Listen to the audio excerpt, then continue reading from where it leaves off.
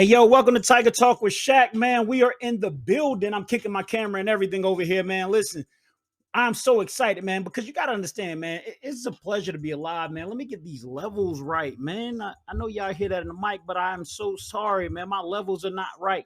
Hey, we did some upgrades to the studio, man, changed some stuff around, man, and I think it's going to work. We'll see what's up, man. Shout out to Anchor, Spotify, Google Podcasts, Apple Podcasts, man. You know where you at, man. Tiger Talk with Shaq, man. We are the hottest podcast, moving up fast, man, and we will never finish last, man. And you know the aces are here, baby. What's happening?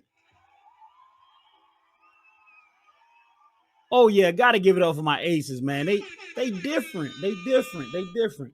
You know what I'm saying? I appreciate y'all streaming in and everything like that. Hey, listen, if you're trying to find me on the meta, man, it's Coach Shaq Bryant at Instagram and Twitter, man. Twitter, we got 19. And Instagram, we got 10, man. I appreciate everybody's support, man. You are the GOATs. Hey, we're going to get right up into it, man. We're going to pull up on you, man. Listen, yo, the draft is coming up, man. Everybody getting excited, man. I got my little cousin, man, Lorenzo Bryant. We call him Butter, man. He might be taking off in that thing, man. He out in Texas right now, man, doing his thing, man, working out. Salute to the kid, man. What's happening, Butter? What's happening, bruh? Hey, listen, man. I can't wait to see my cousin do his thing, man. I'm so proud of him. He always is humble and he gives much respect to me. He respects my craft and what I've done as far as playing football and coaching the game of football and my knowledge. I remember when I was JUCO, when I was a JUCO All-American, that's when he was coming into his own, and it was kind of crazy because, you know, Butter was one of those guys that he liked money, so he wanted money. You know what I'm saying? And I'm still a kid going through college. You know what I'm saying? I got a little bit of money, but you know, he would always say, I asked him to do something. He was like, "You gonna give me some money?" So, shout out to Butter, man. It's good to see my little cousin, man, that I've grown up with, and I actually watched him mature, man, before we came down here. So make sure you do your thing, but I already know, man, this is a focused individual, man. Drive is amazing, man. Shout out to the kid. Yo, we're gonna get right into it, man. And while we talking about draft and getting ready for the draft, man, listen, this dude might run the fastest 40 out, man. I'm talking about Danny Gray. You know, a lot of other people talk about Colin Barnes, the cornerback for Baylor, but I think Danny Gray, and I don't even know my man name like that, but I do know his speed. Dog, I watched this dude smash Memphis by itself. You see that in the background, Memphis. You see the picture over there, me sacking Eli Manning twice. If you ever get him on a radio or a show or whatever, he'll tell you, bro. I remember this dude played with 2 knee braces on. Now say I'm lying, Eli. I really played against this dude, man. Down in Oxford, Mississippi, man, where they had the battle flags going. That was my first time rolling up to the stadium and seeing Confederate flags on the way in. Whew, a little scary, man, because you never know where you at, man. A lot of people say it's about history, man. A lot of people say, you know, it's about heritage. You know, I don't even get that far into it, man. I really don't, you know, talk about race in detail with people, man, because I think people have become so gravitated to um just making rash opinions and stuff like that. And so anytime you're talking about race or politics, man, it can get crazy. But what I do know I love everybody, and I believe everybody loves me. But if they don't, hey man, salute to you. If I do know a snake around, at least I cut my grass so I don't get cut or bitten. So everybody should love everybody, man. But let's not get all sidetracked. But that came up because I played against Eli Manning, man. I should have caught a pick. I had a broken finger, bro. I had this long thing on my hand like this, bro. I look like Edward Scissorhands. He threw it. It hit me right in the chest, bro. ESPN game. And I'm sitting there like, God dang. We had this blitz called stab. And basically what it was is the defensive ends act like they're rushing and we drop back. And he wasn't ready for that zone. And then what we did was we brought all our backers. And so the D-line replaced the backers, and he thought it was hot, so he just threw it real quick, bust me right in the chest, man. I thought I had a pick, man. But anyway, shout out to Eli, man. Cool dude, man. I ain't had no problems with him. He ain't talk junk during the game or nothing like that. You know what I mean? So shout out to the kid. Okay. Buttons. Hey, it ain't on me. Buttons. All right, but look, I think Danny Gray gonna tear it up, man. They say he has a chance to beat John Ross' record. If you remember John Ross, man, John Ross ran a 4.2. That was kind of crazy. And they expected him to run a 4.2. So we'll see what it is, man. Salute to the kid, man. Flipping on to some other news, though, man. I don't want to talk about the draft. I just know, you know what? Bump that. We're going to talk about the draft. My mind, right? We're going to talk about the draft. Now, check this out.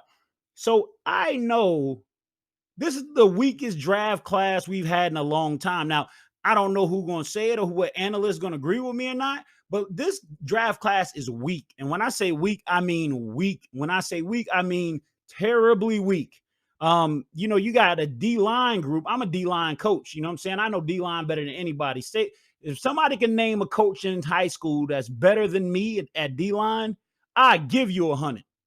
And that's on my mama, on my kids. You're not going to meet a better D-line coach than me. I know D-line front and back. I played it all my life. I studied the game. I studied the technique, and you're not going to find somebody that knows more than me. And that's not pat myself on the back. That's my confidence level. You know what I'm saying? And I'm not arrogant about it, but why we talking about it is this. You got a good crafted D-lineman. Probably a real solid, you know what I'm saying, ranking D-line class. I would give it about a 92, something like that. The draft class with the kid that went to South Carolina. Can't think of his name right now, but basically the guy at South Carolina that shot through the line and almost broke the kid face mask in the back field. His draft class was pretty good. I dig up that information. My brain, I'm getting old, man, but I'm still fly though. You know what I'm saying? Um, but look, so yeah, I am. But when we talk about the draft, man, you got a good D line class, you got a good tight end class, you got a decent O line class, and you got some fast corners, some tall, fast corners. You know what I'm saying? Like that kid from Baylor, I really like him, man. He can stretch out a little bit. But I think the best player in the draft is Danny. I really do. Yeah, but y'all see when to get up and the analysts have time and Mel Kiper breaks down and all that stuff, man.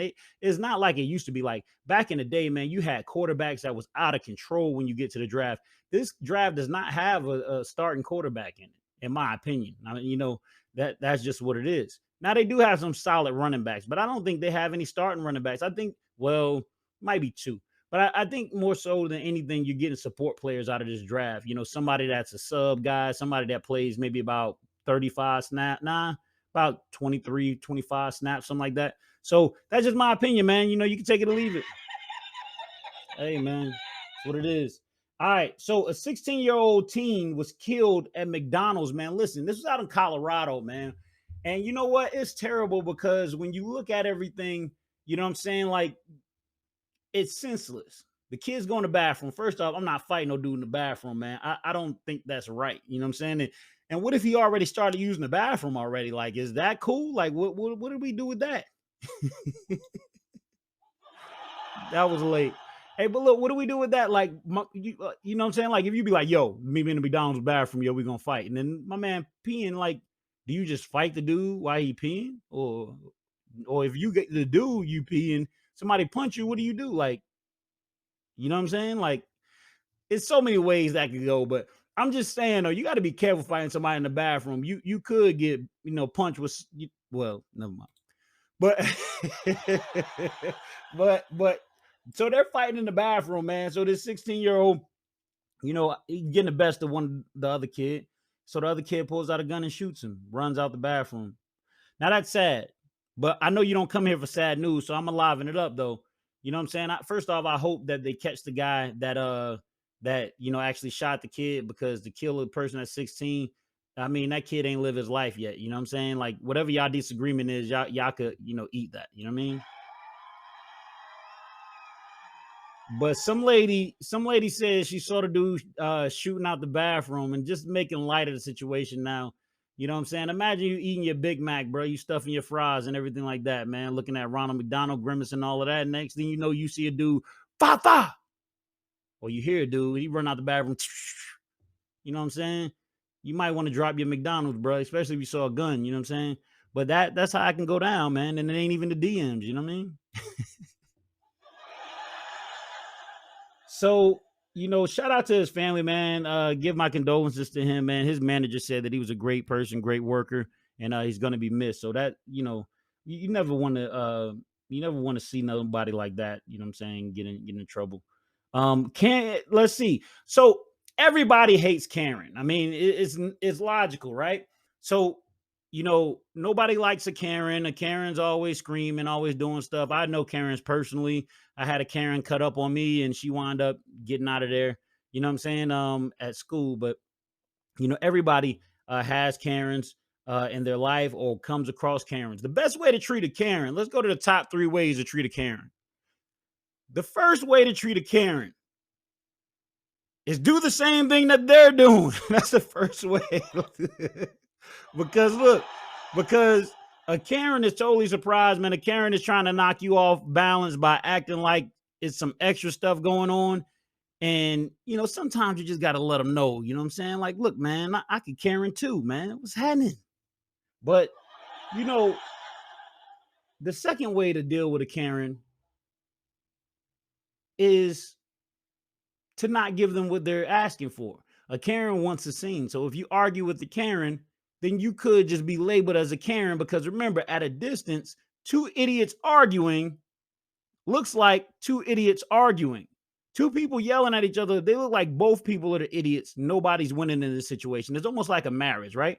You're arguing with your spouse. You ask somebody after everything's over, hey, man, how did that go? If they're a real friend, they're going to be like, hey, man, you probably shouldn't have did it like that, man. You made an error too. You know what I'm saying? Both people are going to be wrong. That's just how it is. So when arguing with the Karen, you want to dodge the Karen at any cost, man, at any cost, for real. Now, look, now, what's up with my delays, man? I'm not feeling it.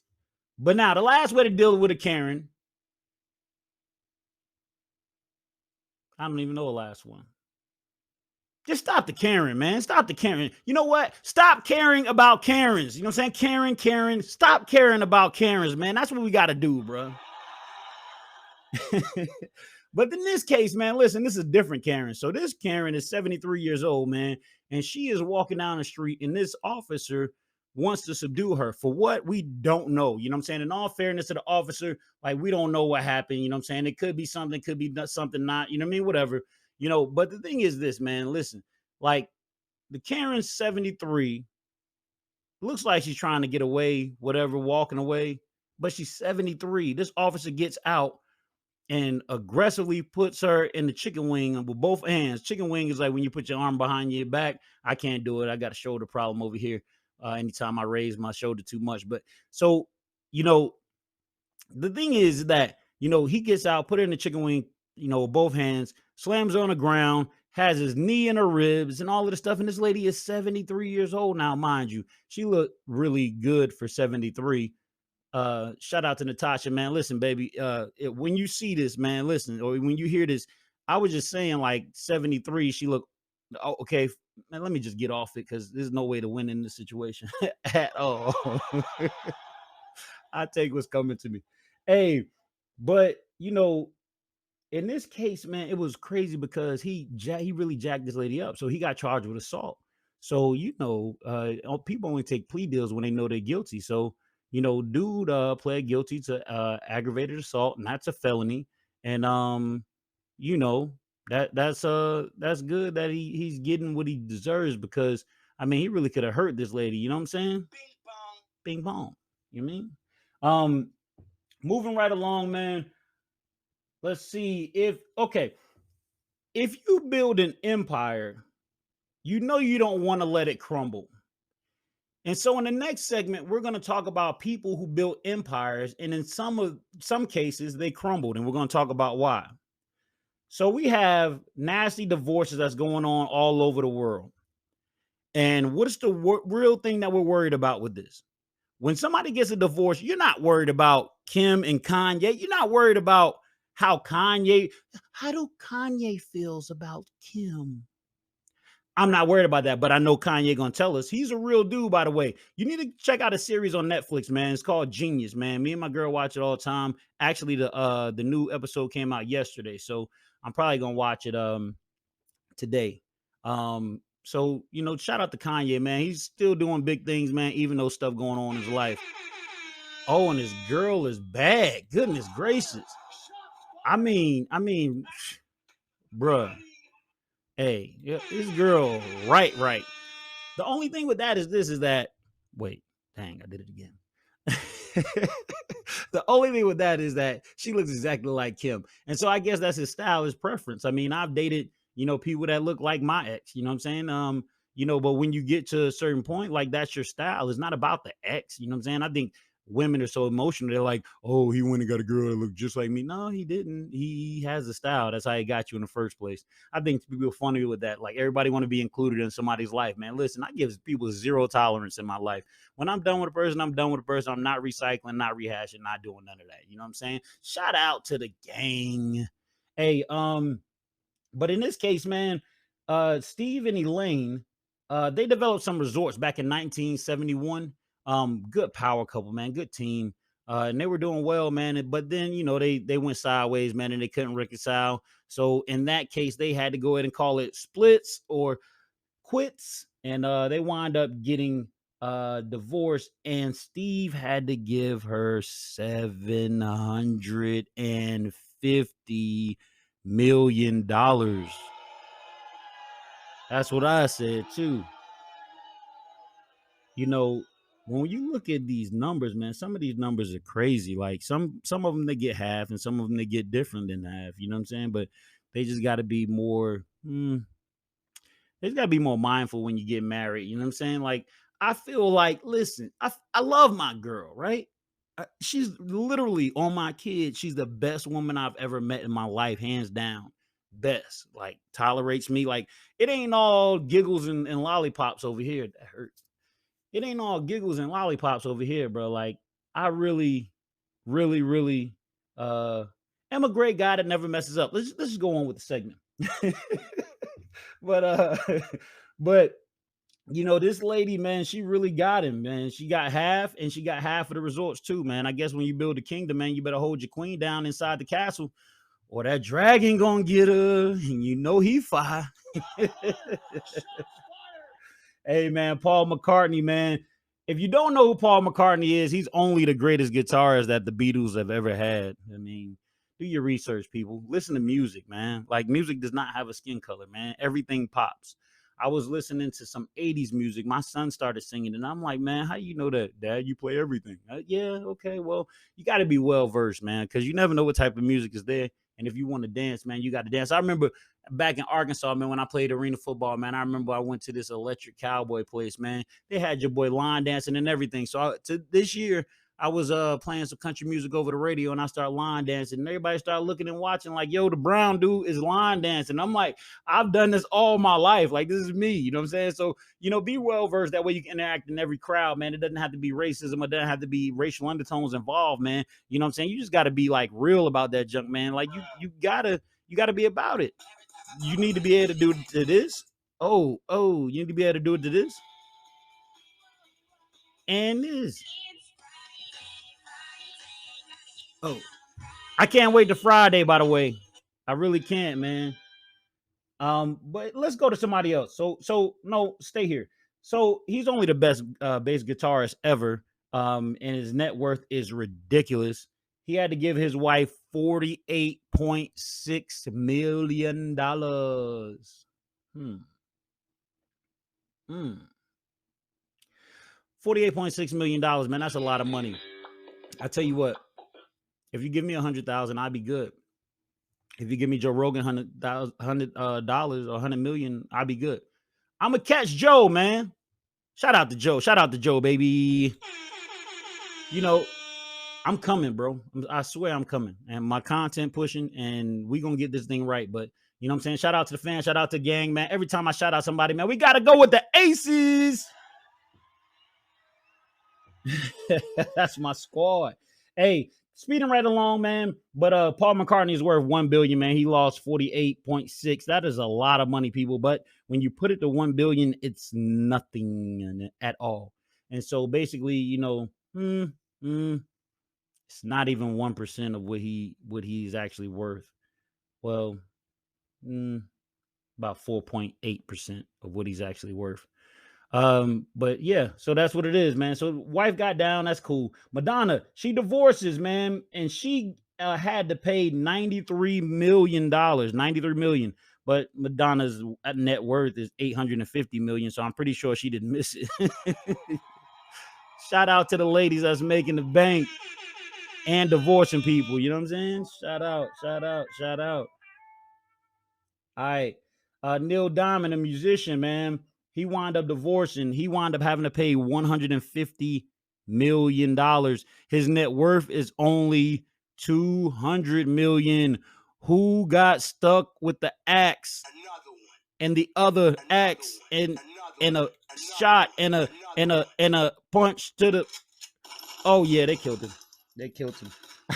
I don't even know it. Like if he's only worth 200 million and you took 150 million, man, this dude can't survive on that. Man, Neil, that's messed up, bro. You know, anybody don't know who Neil is? That's another artist or musician. Bruce Willis, of course, he had the movies Die Hard and all that. Demi Moore, she's an actor slash model. Bad. That's my third time doing that. I think I'm getting beat up today. She's a nice looking woman. I mean, can I talk? You know what I'm saying? She's a nice looking woman. But anyway, so Bruce Willis had to pay her 90 million. I don't know how much Bruce Willis worth is, like for real. I mean, they got it out there, but who knows? Now, this is the one that took the cake, man. The one that took the cake was this dude, Dimitri Rubler. I think that's how you say it, and Elena, same last name. She wound up hitting my man for $4.5 billion, man. $4.5 billion. That is ridiculous. He's worth 7 billion, which means that she got more than half, man. Shout out to the ladies that's getting that. Bussin', bussin', hey, hey, bussin', bussin', shake a little. Oh, my bad. All right, so um, in that case, man, bruh got 7 billion, man. She took 4.5. That's way more than half. You know what I'm saying? Yeah, that's like 65%, something like that, man. I couldn't do it. I couldn't do it, man. She would have to have somebody visit her and give her that keep going, because she's not dead. All right. Hey, Michael Douglas, man, he got hit for 45. Michael's worth 300, man. He's not gonna miss that. Also, when you're talking about Michaels, man, you know who we got to talk about, man. Stop playing with you. We are talking about Michael Jordan, man. Fan of the show. Hey, look, check it out. So Michael, $250,000 in Nike endorsement, man. That's what he makes a year. When he got when he got divorced, he got hit for like, I want to say like 40 something million. But he's worth 2 billion, man. Michael's not gonna miss that, man. Shout out to the kid. So it's 1985. Dang, that's old. Yeah. Anyway, it's 1985, man. My mom asked me what I want for Christmas. I look her straight in the eyes with a staring glare, no playing around, no loss of eye contact. I look at her. I got the mean mug on. I want some Jordans. She took it in stride. She ate it like it was nothing. All right, Shaq, you can get some Jordans. Shout out to moms, man, that always made a way. So, it's Christmas, and Sabor, of course, he's a hater. He used to always take after me. I want some Jordans too. Nah, nah, I'm playing. I used to bite all his stuff, man. Hey, but look, so Michael Jordan, man, it's kind of crazy, man, because Jordan wound up being like the icon. He had a commercial called "Be Like Mike." And so when my mom got us the Jordans, man, we were so fresh, so fly, man. All our friends was like, "Yo, how you get them?" Yeah, you like that, bro. We like that. So anyway, if you had Jordans on back in the day, man, you were the man, and we knew these things were gonna hold retail, man, because everybody wanted to be like Jordan. Like Gatorade had a thing called Like Mike. They paid him $13.5 million just to represent the Gatorade campaigns. Nike wound up giving them 130 million in endorsements. Then actually them Jordans, man, nobody knows how much Jordans make a year. I wish I had my junks. up here. I got mad Jordans. Everybody know I like Jordans, man. And my kid got the 13s. Shaq needs some, man. We got to order Shaq some. Every time we go in a store, man, they don't have them in there. But yeah, so Jordans make $3 billion $3 billion a year. I mean, every time they come out, they're coming right out the gate with something, and it's always fire. You know what I'm saying? So you got to get in cop. You got to go ahead and cop them Jordans. You know what I'm saying? And so he makes 14 million off of Hanes and their self. Now check this out. If you're gonna pay me 14 million to model some underwear, that's all I'm wearing is underwear, bro. Like I'm not doing nothing. No long johns, dog, no capri pants, no jeans, no joggers, no nothing, bro. I'm in the tighty whities all goddamn day, bro. Straight up. Like for real. And look, and the thing is, if I can model some underwear, you think about it. You have a profession where basically all you got to do is advertise the women. Like that's all you got to do. So when you in the tighty whities, bro, not only you making 14 mil, but you're gonna get a date afterwards, unless you're not blessed. And that's gonna be moving on. He also brought the Charlotte Hornets, man. He bought them for 175, man. That was pretty dope. And now that he wound up raising their net worth to $1.5 billion, man. That's dope as a mug. He still has the rights to the team. He actually sold it to these other guys, but he has the rights to the team, so he still makes all the judgment calls and all that stuff and makes sure they're doing good. But he wound up selling it, man. So that's pretty good, man. You know, with us running up on NASCAR, Jordan wound up buying a NASCAR team, man, 23. And he has Bubba Wallace as his driver. And so now he has a racing team. He said he used to have go-karts when he was little, man, and he was into it. Bubba's dad used to take him to races and stuff like that. Bubba's an African-American guy. He transitioned to sport before Dana Kirkpatrick with the woman thing. Bubba was actually the African-American dude that was, getting in the car or whatever. So shout out to both of them, man. I hope Jordan stays successful, man. Do you realize nobody can be mad at Jordan? Everybody looks for Jordan. Jordan is still making endorsement deals, and he has not dribbled a basketball in like ages. So now we got a real important segment of the day. I'm a clown. I heard. I'm a clown. Yo, the clown of the day, man, is definitely a transition, man. It is Clifton Pop's hearing. And why is this such a great topic? Well, he coached at Laney High School in Wilmington, North Carolina.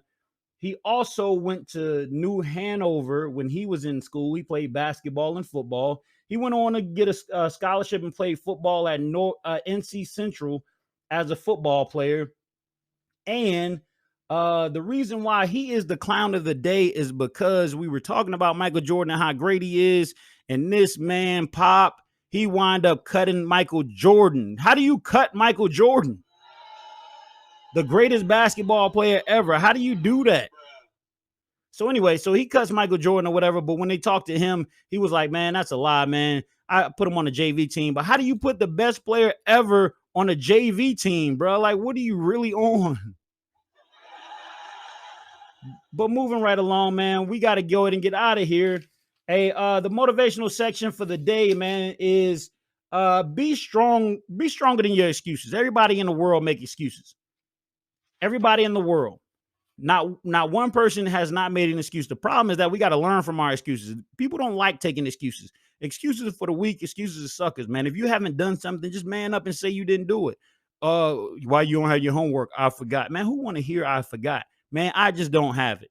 Period. Don't make an excuse for your life. You know what I'm saying? Also, with that being said, man, listen, don't be scared. I mean, you can be scared. Just be scared and do it anyway. A lot of times somebody be like, yo, you want to get up and speak to these people? I don't know. Hey, man, you want to be on the podcast? Most people don't tell me no, though. Everybody that actually be on the podcast is like, heck yeah, man, I love to be on it. You doing great things. Well, anyway, don't be scared, man. Do it anyway. Gotta open an opportunity for you. Man, we gotta run, man. Hey, blood is thick in the water only in certain cases. You need water to live. You learn the basics. Better cherish your aces. And my aces, we ride. Man, I try to keep my shows under 30 minutes, man. So we gotta ride, man. Love y'all, bro. And we out of here, man. Peace.